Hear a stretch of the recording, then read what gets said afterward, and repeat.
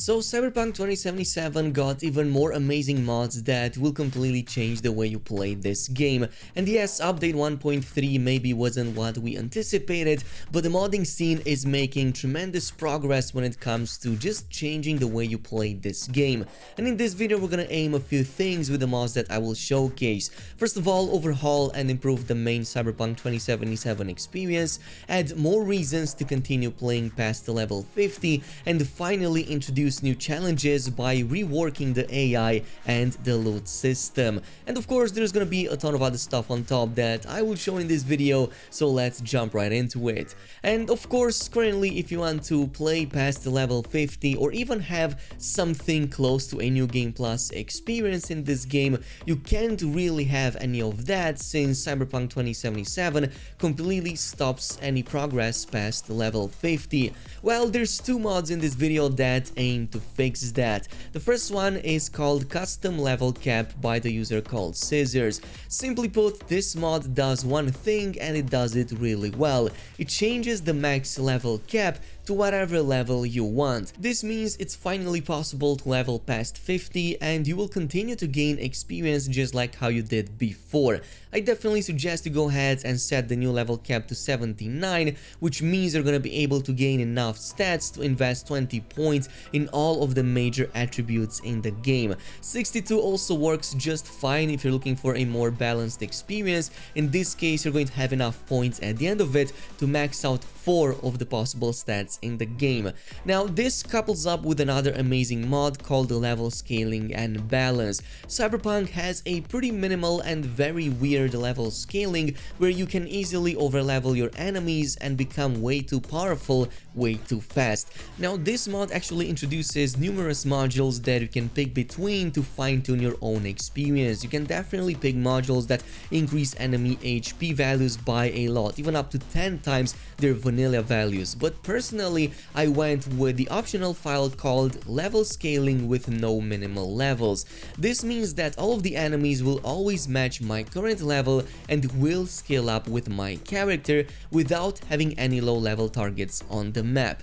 It also doesn't overlevel enemies too much compared to my own, making it a bit more balanced from their side as well. So just having these two mods right here already changes the overall experience. You can level past 50 and enemies also scale up with you, which means there's constantly a challenge for you to look forward to. And I would even argue it gives you the possibility to further fine-tune your build, acquire new skills and abilities, and become even stronger in the process. This brings us to a third major change that we will do with the usage of another mod called Enhanced Throwing Knives by the user called Exotic. Now, throwing knives is possibly one of the coolest abilities in Cyberpunk, and also at the same time it suffers from a few major flaws that would make a build around it pretty much impossible in the vanilla game. On one side, it's because this ability actually physically depletes the knives that you have in your inventory, so you're actually throwing away your weapon. And second of all, it's because you can't really recover these knives,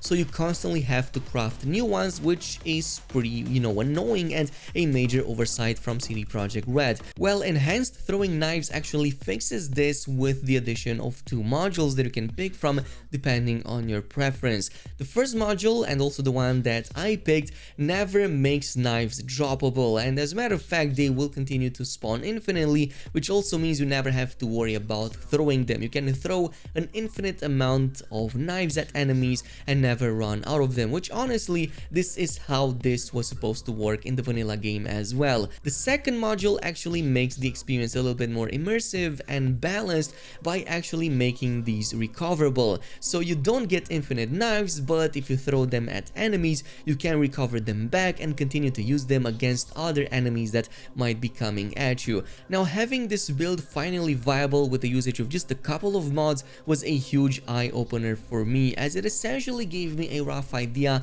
of how many cool things were missing out from Cyberpunk simply because of CDPR's massive oversight.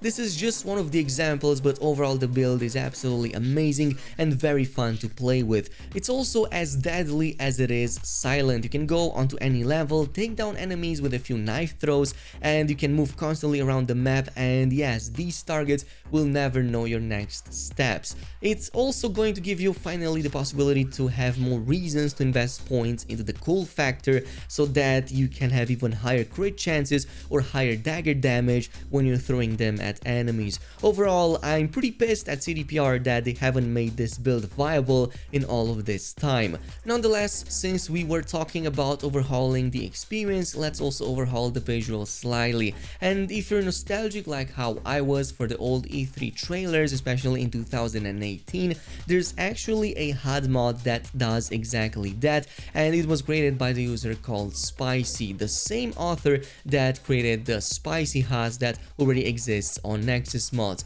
Now this changes the overall HUD in a number of ways. First of all, by reintroducing a color scheme very similar to the one in the E3 2018 trailer. At the same time, the mod also makes a number of really interesting adjustments, like for example, you already noticed that the minimap as well as the quest widgets have increased in size compared to the vanilla game to make it easier to spot them and also easier to navigate. Also, the ammo counter is now placed onto the bottom left corner of the screen. Meanwhile, the D-pad widget has been switched around, so now the card, the phone call, and the quick items are onto the bottom right corner of the screen. And you will notice this new color scheme in most of the menus, including on the map itself. So even if you go into some of these main menus, into like your character menu or on the main map itself, the new color scheme is present there as well. And also onto your HUD when you're navigating with your character in first-person view, the widgets and the icons have also been changed around for the new aesthetic. Moving on next, there's another missing functionality that we are able to add back with the usage of another mod called Sellable Cyberware. It never really made sense to me why we can't sell cyber implants back at the Reaper docks or just get rid of them once they kind of fill up our inventories.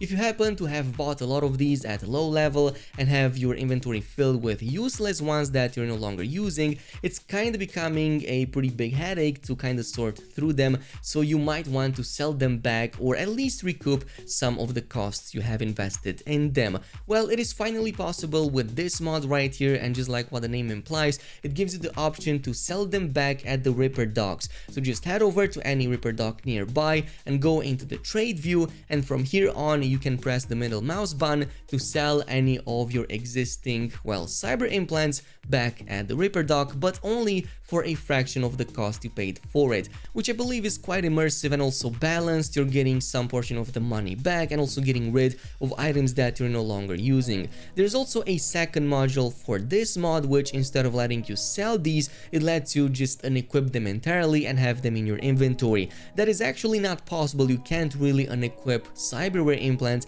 in the vanilla game unless you actually replace that entire slot with a different item. So this mod finally gives you both of these options. This brings us to possibly the most ambitious mod out there that literally tries to improve and even overhaul most of the systems in the game. And this is of course the full gameplay rebalanced, aka the Mega mod, which essentially does a ton of things at the same time, from rebalancing XP and HP values to stats to enemy AI to items to loot that you're getting. Pretty much every single aspect of the game is changed and further enhanced with this Mega mod. I will go over the ones that I was able to notice, but there's many more on top compared to what I will show in this video, and I will start things off with some of the item changes in the game. Starting things off with the head and the face, you will now see that these items no longer feature mod slots in an attempt to balance out the exaggerated effect that you would get from, well, how many mods you were able to install in the vanilla game, especially Armadillo, which would give you almost 95%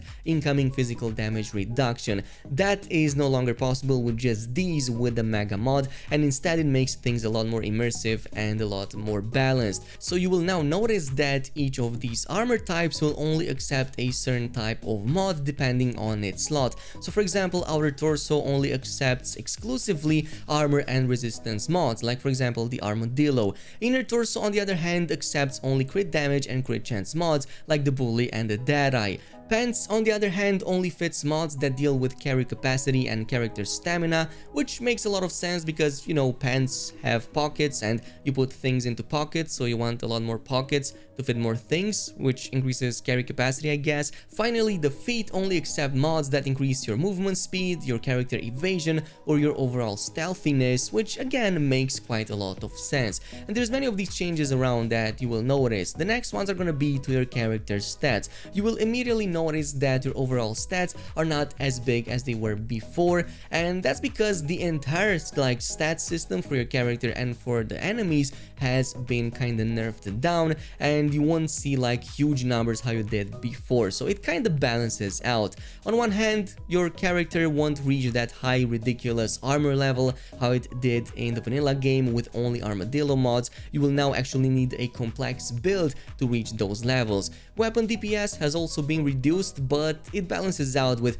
the reduced enemy HP and scaling. Doom, for example, still feels very strong, but it no longer one-shots literally every single enemy. It might take 2 shots to defeat some of the tougher ones. Short Circuit mod also no longer instant kills targets. It instead deals a higher damage base, but it's not as unbalanced as it was before. Other changes that you will notice is the fact that healing items now have a cooldown instead of being spammable. So now the cooldown is 30 seconds, but you can also change the mod to have it on a lower cooldown, for example. Enemy AI has also been improved in a number of ways. First of all, detection is much faster than ever before, and enemies will notice you much easier even if you are a little bit more stealthy. Also, their armor, HP values, and damage values have been generally increased, and this is especially true for some of the robot enemies. They are truly terrifying and will absolutely destroy you, especially the ones that use smart guns. They were balanced out a little bit, but they're still super powerful with this mega mod.